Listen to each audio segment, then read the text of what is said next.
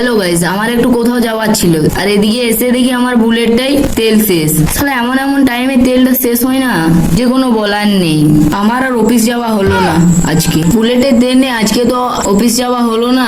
তো চলো আমি কলা গাছের দিকে যাই, কলা গাছ পেকেছে নাকি। তো আমি কলা গাছের দিকে যাচ্ছি, তোমরা তোকে একটা গান শুনে লাও।